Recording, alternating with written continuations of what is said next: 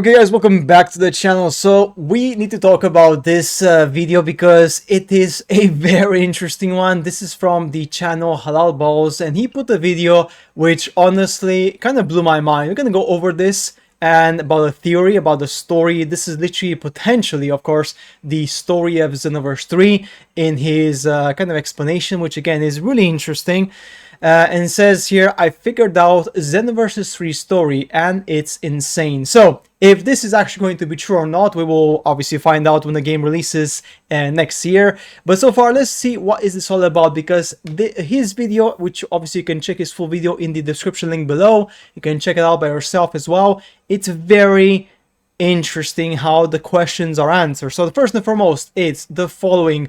There are some of the temporal anomalies we see in the trailer, right? Which obviously Halal Balls kind of like exposes quite clearly. The first question, where is the Time Patrol? Nowhere to be seen, right? Because you are part of the Science Squad, the Great Science Squad, not the actual Time Patrollers, right? Then, what happened to the Chronoa, the Supreme Kai of Time? Is she still there? Is she not there? We don't know. Trunks unaccounted for now. He doesn't show up anywhere. And how is Bulma still alive? It's literally impossible to be that young in H1000, right? Because she looks still like she's not like a grandma, and she even if she was looking older, she didn't drink the like immortality elixir like Master Roshi, so it just doesn't make any sense for her to be alive, right? Then we have the logo. The logo of the actual game is very important because it has 3 golden stripes. Now, this is a thing which he connected in a very interesting way, right? In Japanese culture, gold represents wealth, prosperity, royalty, and high prestige, right?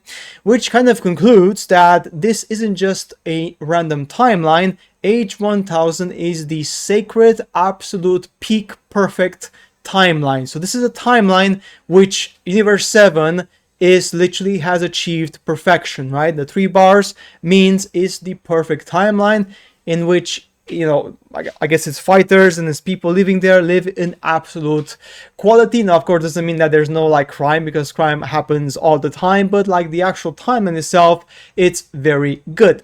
Now, hiding in plain sight, the Xenoverse 2 breadcrumbs. This is an interesting part here. First, we have the affiliation, Hero Society. The NPC behaviors immediately slashes the player when questioned about society.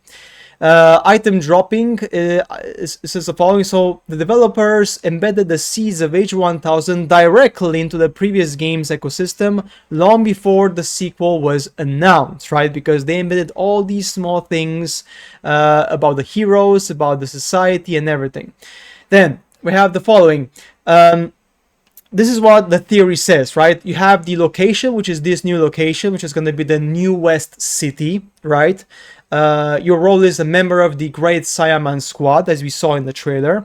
And the vibe is quite normal. You save the city, you live in the golden age, everything is perfect, right? Everything is great, everything is nice. But then, at night, this is when things go crazy, right? So at night, the location is ruins of the potential time nest or places like that.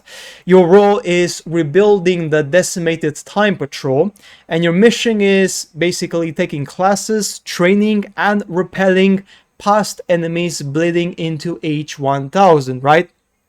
Now, the core gameplay loop, as he kind of theorizes, could be the following. The integration of side missions, right? Daytime squad work with the main campaign, which is clandestine timeline restoration. So you have to basically, what we saw in the trailer, basically what he's saying is the trailer was just one part of the game, and the actual, I would say, main missions are going to happen in a much more gritty, kind of dangerous location. So this is more like, this is what you do during the daytime when you're like, you know, chilling and whatever, and not the actual location for the main fights, which I don't know, it could be, right? The next one is the fall of the Time Patrol. So he is theorizing that the Time Patrol in H1000 actually doesn't exist anymore, or they fell and we have to rebuild them. Yeah, it's pretty crazy, right? I mean, you know, does it happen, right?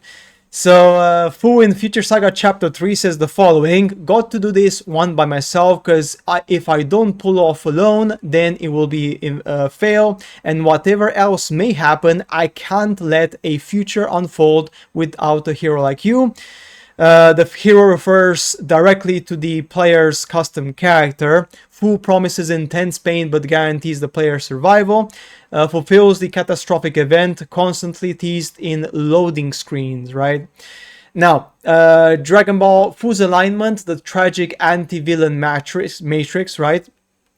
In Dragon Ball Xenoverse, the tragic anti-villain gave Frieza the power of time, but Frieza wicked her heart caused the experiment to fail.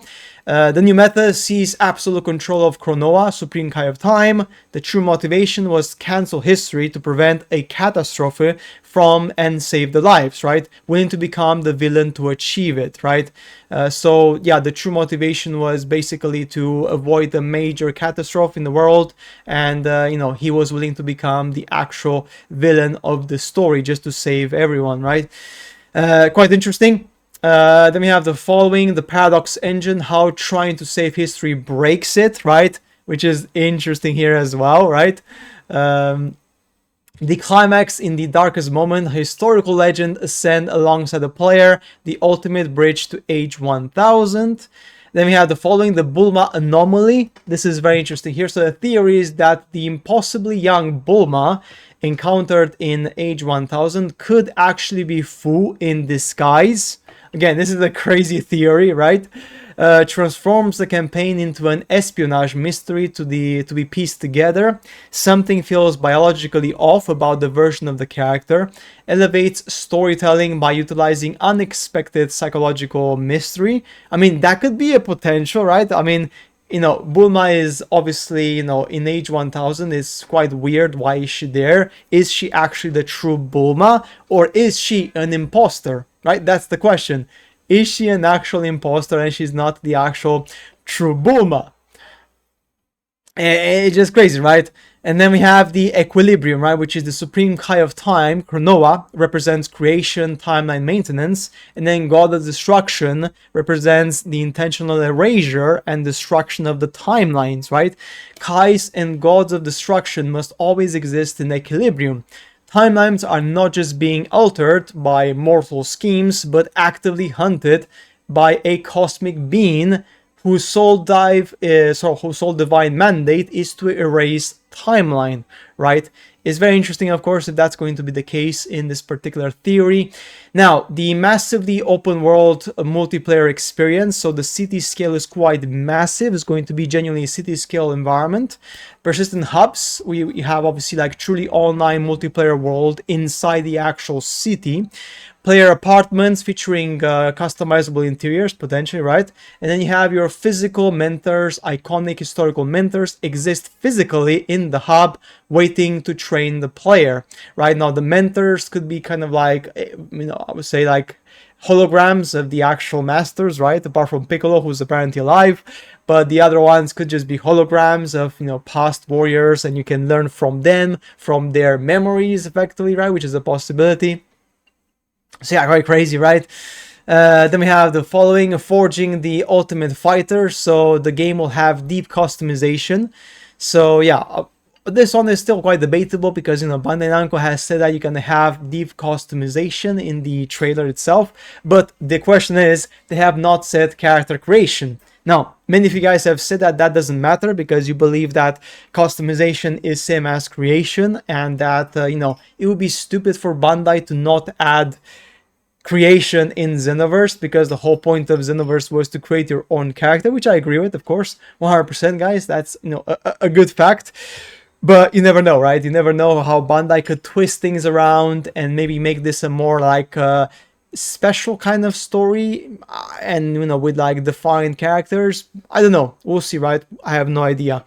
But yeah, so time travel. So how does time travel kind of combine, right? So you have the past classic eras, which is and then they collide with the age 1000, which is the present, right?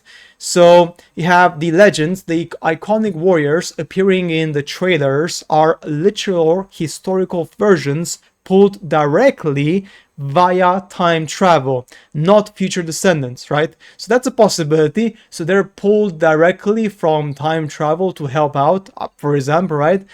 History violently bleeds into the present timeline, allowing custom players to fight face to face with the actual legends. That would be pretty cool, to be honest. And then marks the return of an evolution of massive environment shattering, beam struggles, and of course everything running on modern graphics, right?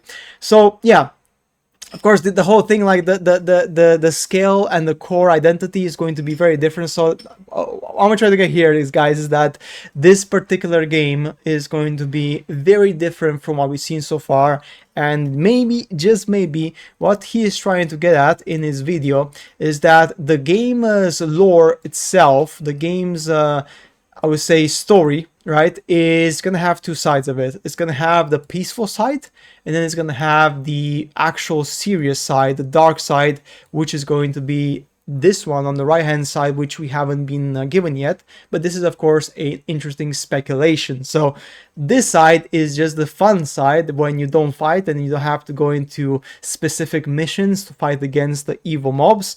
And then this one is the actual place where these things happen, the fights.